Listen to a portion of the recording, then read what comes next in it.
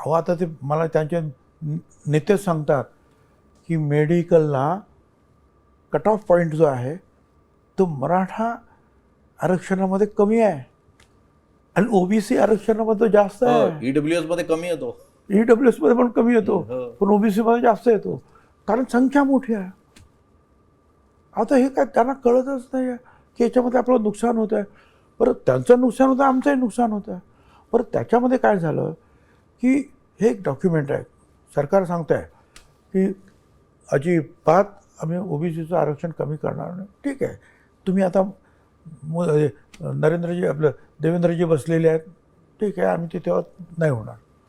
अरे पण डॉक्युमेंट तयार झालं दस्तावेज आज आहे उद्या नाही आपण लोक ते तो दस्तावेज पुढे चालू राहणार आहे आणि तो सगळ्यांना ओपन केले दरवाजे.